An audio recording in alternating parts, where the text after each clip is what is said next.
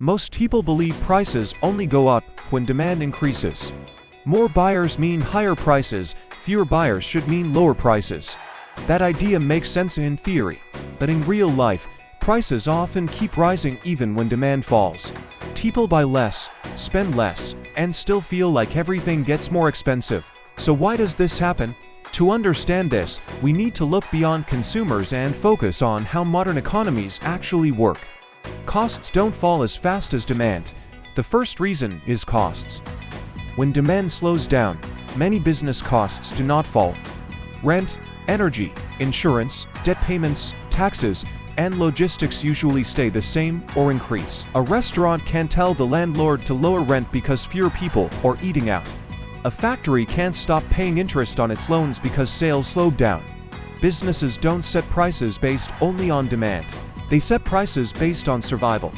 If costs rise or remain high, prices follow. Even if fewer people are buying, money and credit still expand. Now let's talk about money. In modern economies, inflation is not driven only by consumers buying more. It is driven by money and credit expansion. New money enters the economy through banks, governments, and financial markets. This increases the overall amount of money chasing the same goods. Even if demand weakens, more money in the system pushes prices higher. This is why prices can rise during economic slowdowns or recessions. Less demand does not automatically cancel inflation. Debt creates price pressure. Debt is another major factor. Most businesses operate with significant debt. Loans, financing, and interest payments are fixed obligations. When interest rates rise, debt becomes more expensive. Even if sales slow down, debt payments do not stop. To protect cash flow, companies often raise prices, cut quality, or reduce quantity. This means prices rise not because the business is growing, but because it is under pressure. Market concentration matters. Another important factor is competition. In many industries today, fewer companies control larger portions of the market. This is called market concentration. When competition is weak, companies have more power to raise prices. Customers may buy less, but they can't stop buying completely. This is especially true for essentials like food, housing, energy, healthcare, and transportation. When demand falls, companies don't lower prices, they protect margins.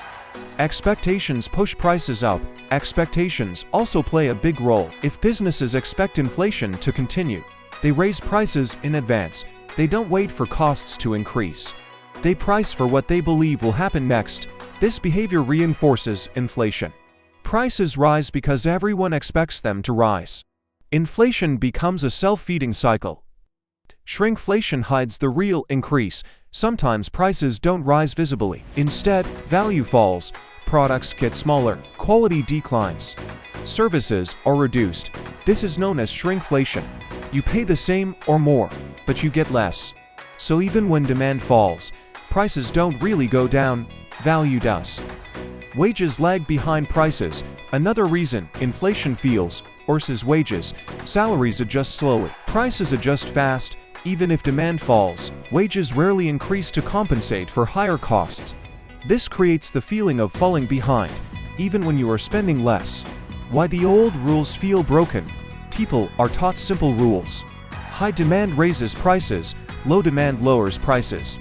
But modern economies are more complex. Prices are shaped by costs, debt, money supply, market power, and expectations. Demand is only one piece of the puzzle. That's why the old rules feel broken. They are incomplete. What this means for you. Understanding this changes how you see inflation. Prices rising doesn't always mean people are buying too much. It often means systems are protecting margins, debt, and stability. Lower demand leads to pressure, not relief. And pressure is often passed on to consumers. This is why inflation feels unfair and frustrating. You spend more, you get less, and nothing feels improved. Final thought. Prices don't rise only because demand increases. They rise because of how modern systems are built. Costs, debt, money expansion, market power, and expectations all push prices upward. Understanding this doesn't fix inflation, but it helps you stop blaming yourself for something you don't control. And it changes how you understand money, prices, and the economy. This is why prices can rise even when demand falls. And this is how money really works.